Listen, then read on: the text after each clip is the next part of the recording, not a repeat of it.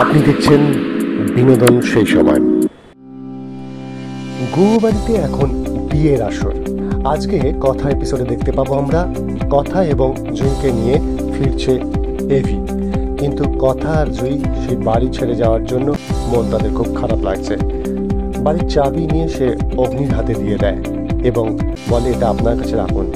অগ্নি ভাবতে থাকে, আমাকে কেন দিল? অগ্নি তারপর ভাবে, এতটাই বিশ্বাস করে কথা আমাকে? কথাও ঠিক সঙ্গে সঙ্গে মনে মনে বলে, আপনাকে আমি এতটাই বিশ্বাস করি। কথা ভাবতে থাকে যে এই বাড়িতে আমাকে ফিরতেই হবে, আমাকে গোবরডাঙ্গায় ফিরে আসতে হবে এবং জানতে হবে মামার কি হয়েছিল, এর পিছনে কোনো কিছু লুকিয়ে আছে কিনা। তারপর দেখা যায় যে সেই বাড়িতে বিয়ে নিয়ে আলোচনা চলছে এবং সেই আলোচনায় সবাই পার্টিসিপেট করে। সেখানে অগ্নি কথা এবং জুঁইকে নিয়ে হাজির হয়। মেঝুমা ওদেরকে দেখে ভীষণ রেগে যান, কিন্তু সেটা জুঁইও বুঝতে পারে। জুঁই বলে, আমি বরং বোর্ডিংয়েই থাকবো। কিন্তু কর্তা দাদু বলে, কেন বোর্ডিংয়ে থাকবে? তোমার বাবা হচ্ছেন আমার ভীষণ কাছে,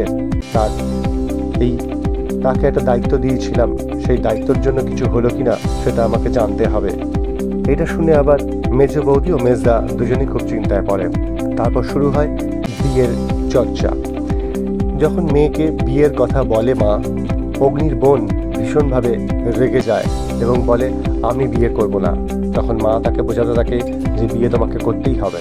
সেই সময় অগ্নি তাকে টেনে নিয়ে আসে এবং বোনকে বোঝাতে থাকে।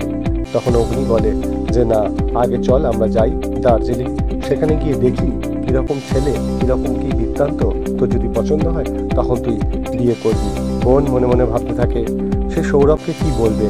সৌরভকে সে কথা দিয়ে এসছে, এখন সেটা নিয়ে সে চিন্তা ভাবনা করতে আরম্ভ করেছে। এদিকে দেখা যায় যে সবাই মিলে দার্জিলিং যাওয়ার জন্য আনন্দে মেতে উঠেছে এবং খুব শিগগির তারা দার্জিলিং যাবে।